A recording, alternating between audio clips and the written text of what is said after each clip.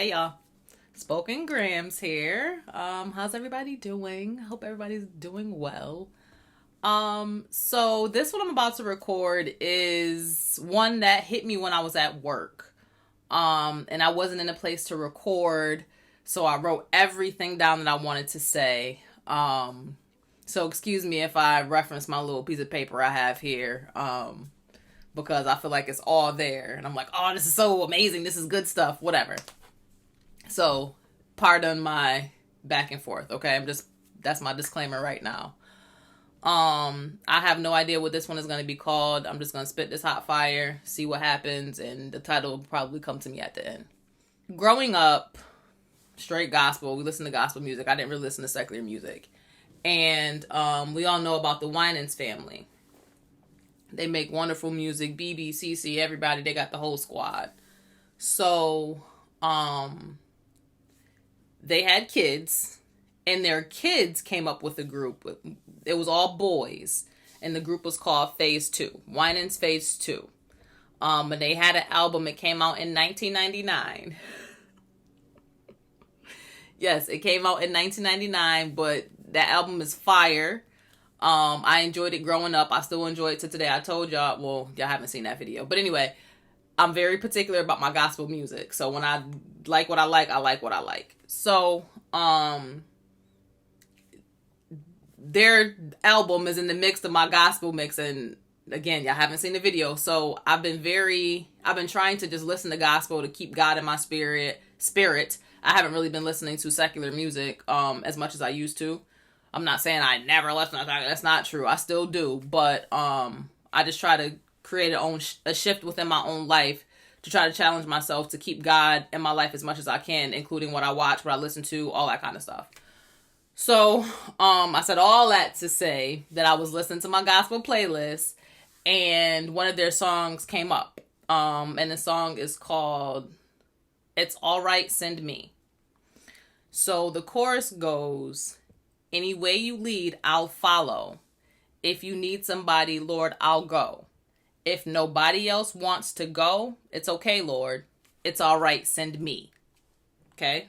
That's the chorus. I'll put a link in the bottom so y'all can listen to if not just the song, but the album. But it's a dope album. I mean, it's old, but it's dope. So the song came on, and the first part of the verse, he says, now part of living right is being prepared to fight. That means there's going to be sleepless nights in this walk with Christ. And I was like, yeah, that's true. So I feel like,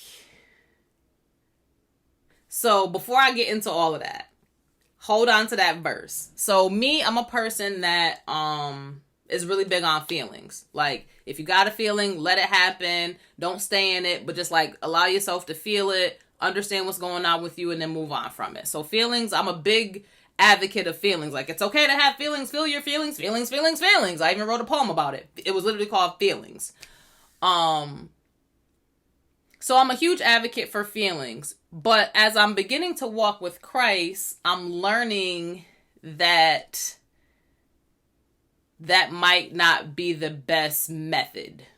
Okay? So, but I'll get into it. So, back to the verse. Now, part of living right is being prepared to fight. That means there's going to be sleepless nights in this walk with Christ.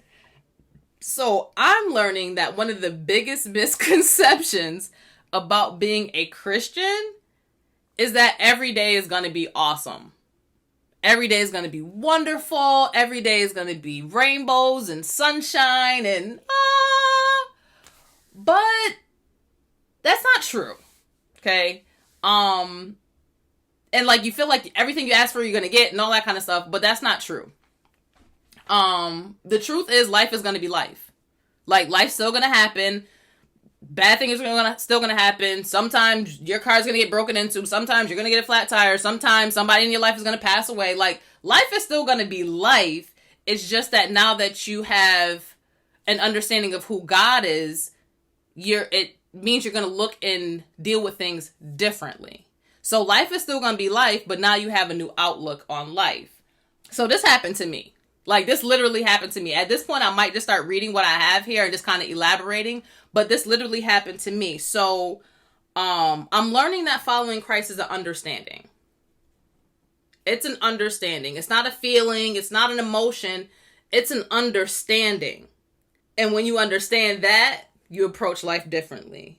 When you understand that he's in control, then you tend not to worry. When you understand that no weapon formed against you shall prosper, then you will walk out the house every day with your armor on, because you know that God says put your armor on, and if you have that armor on, you're protected. He's going to protect you. That's an understanding, because it's not a physical armor that you put on. It's a protection of your heart. It's a protection of your mind. It's a protection of the things that come in and out of your mouth.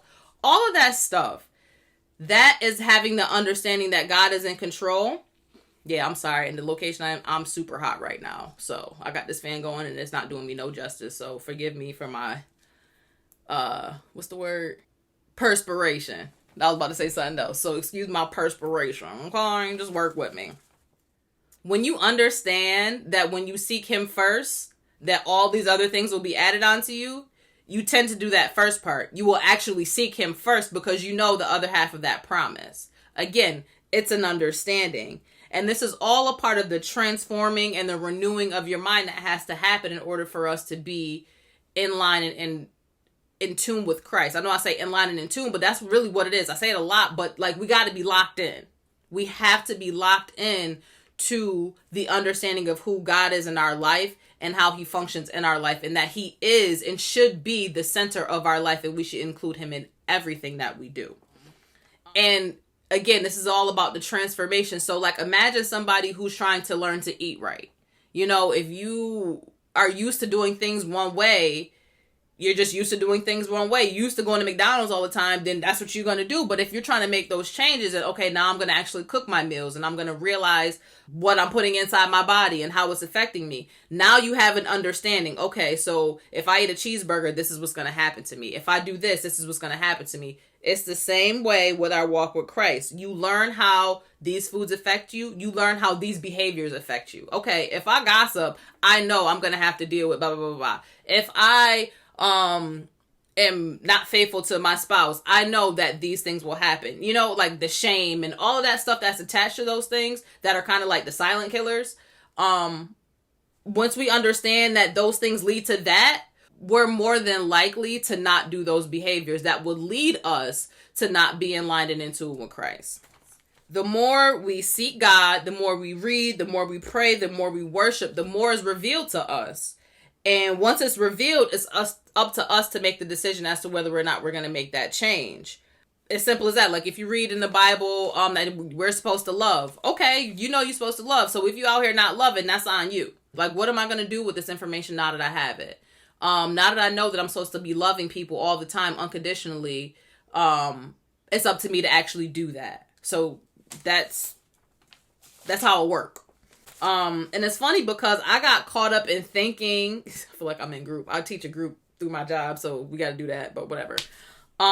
It's funny because I got caught up in thinking that once you change or shifted, that the temptation will go away. So like, I was like, all right, Nara, you got to stop doing certain things so that you can, you know, be more in tune to God and focus. And, you know, you got to kind of get rid of that stuff that you don't need anymore. And I'm like, okay, as soon as I get rid of it, then I'll be fine. So I got rid of one thing and I'm like, okay, yes, I'm doing good. And I'm like, all right, next thing. And I'm like, all right, I got rid of the next thing. Yes, all right, I'm doing good. All right, next thing. I got rid of the next thing. But I think I got caught up in thinking that once I got rid of it, that the temptation was never going to come back again. Of course the temptation is going to come back again. Like, what do you mean? But it's up to me to make the decision whether or not I'm going to fall back into that temptation, because now I have the new information. Now I know how those things are going to affect me. And if I decide to do it and fall into that temptation again, I have to understand what's going to come with that. And it kind of reminded me of like playing a video game. So you know how when you're playing a video game, like you on level 1, boom, I'm here, level 1. And you go through level 1, you beat it, boom, cool. So then it's like, before you get to level 2, it gives you like a new power. Like, okay, for level 2, you're going to need the crystal ball, because the crystal ball is going to help you eliminate the enemy on level 2.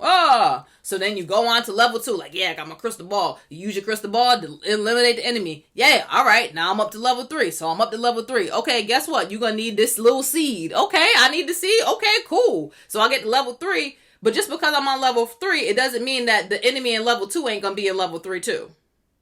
Just because I have a new weapon, it doesn't mean that it's not gonna. I'm not gonna need that weapon and maybe defeat the enemy on level 2 because I got 2 enemies now. So I got level 2 and level 3 enemies. Maybe I need both pieces to use both.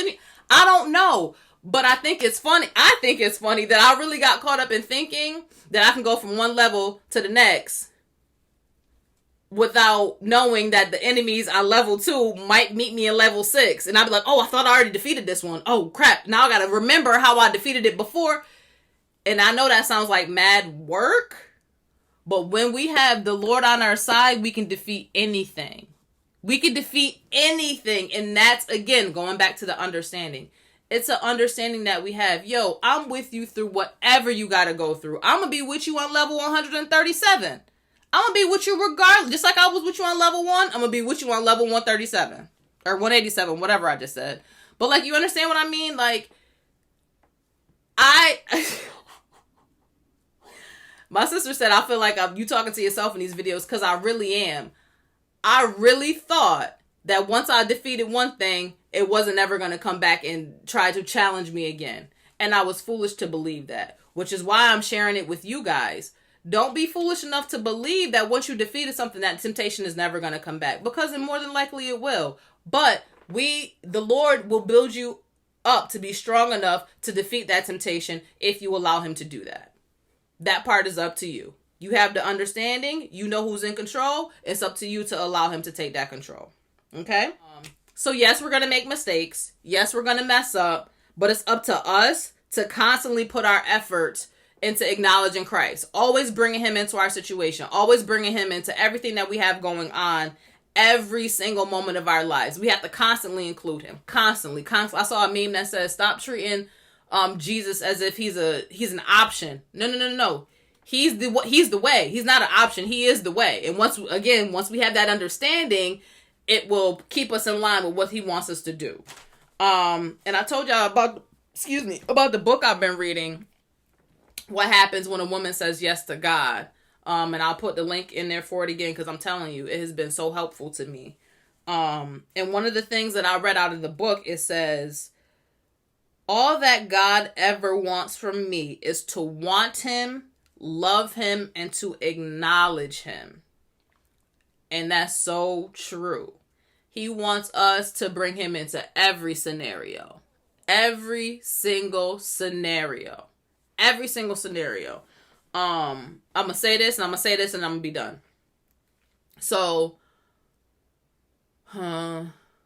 put it this way. So I had to make a purchase. I ain't have to make a purchase. I chose to make a purchase. And I had a friend who was making the same purchase. So we were both talking about the purchase that we're making, the process that we went through to make this purchase.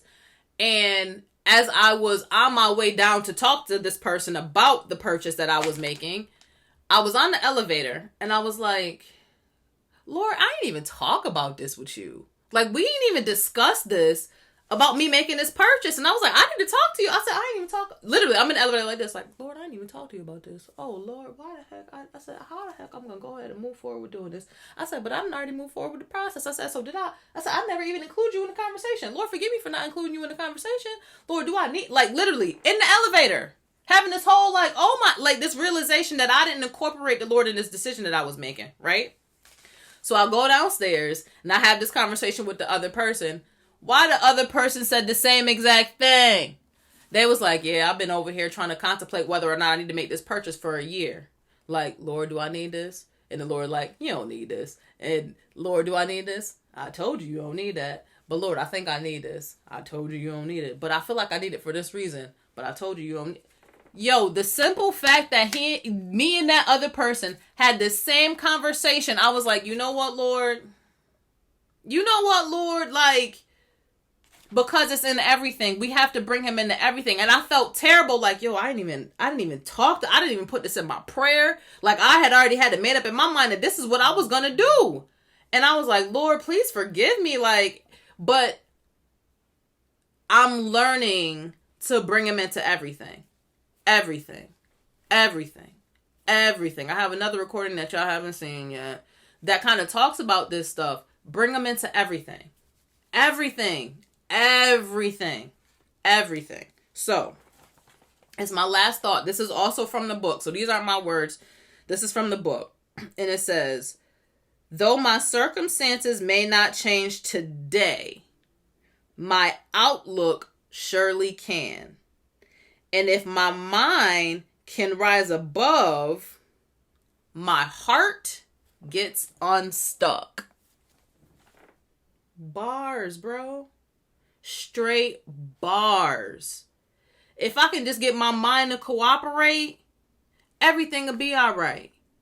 Everything gonna be all right. We got to get these things aligned. Mind, heart, Lord. Connect it all to the Lord. It all needs to be connected to him, because I want to say, what's in a man's heart, so shall he think. I think that's how it go. Right. This stuff, these two are connected. The stuff that happened in here make us think stuff and then make us do stuff. We got to make sure that this is connected to him, so that when this make this do something, we can act right. I hope that makes sense. Connect this with him, so that when this talk to this will make me act right. That's how it's going to have to go. That's how it's going to have to go. I know that was a bit all over the place, because, again, I heard it, and I have to now give it to y'all, because I was at work, and I'm like, but I'm telling you, it was like, and I didn't want to just like read it directly. Yeah. But I definitely wanted you guys to hear, and I hope it all makes sense. So I'm going to go back and edit this. Hopefully it makes sense. If it don't, y'all might see me in a different t-shirt making it right. I don't know. We'll see how it goes. Okay.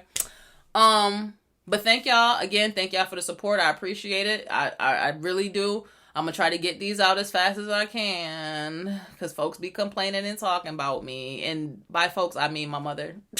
Like, she'd be like, when you gonna do another one? When you gonna do another one? You ain't gonna do another one. Ma, I'm working on it, okay? I do have a full-time job. I'm working on it. Anyway, but no, I really do appreciate all the support that all the support that I've received so far. Thank you. Make sure to like and subscribe. And please tell a friend to tell a friend. Share this with people. Because sometimes I have conversations with people and I'm like, yo, do you watch my YouTube page? Because I've kind of just talked about that. And I'll be like, hey, watch my YouTube page. Because hopefully you can hear the growth that's happening within me, and like kind of what I'm trying to give to you guys. Like, the whole point of this is like, Lord, work on me. And then I can kind of tell people like, yo, work on yourself through God, and this is how you do it. Like, come on. It's not going to be easy. I know I said in one of my other videos, it's easier than people think. I mean, it is, but it's not. Because once you realize it, it's like, it's like you realize that there's so many areas where you don't have God that you need to bring him into. It feels like, it's like, okay. But it's an understanding. Once you understand who he is in your life, once you understand that he is the ultimate person in control and that you have none, you'll start to lean on him. I promise you. Even when you get mad at him, I'm telling you, yo, this has been, what month is this? The 6th month of the year? It has been a crazy 6 months for Nara Terry. I will tell you that. It has been a nutty 6 months for me. And I ain't about to sit up here and tell all my business, but it's been a nutty 6 months for me. And I wouldn't be able to get through it without knowing that God is in control and he has my back. Like, I would, bruh. Y'all saw that first video I did. Okay? Bruh. Folks hurting out here. But anyway, I feel like I'm getting off on a tangent. Like, subscribe, share, tell a friend to tell a friend. And I'm going to try to get this hot fire out to y'all as much as I can, as quickly as I can. But through the guidance of the Lord. So, thank you guys. Spoken Grams out. I'm just a nobody, trying to tell everybody about somebody who can save anybody. You said, I'm just a nobody, trying to tell everybody about somebody say.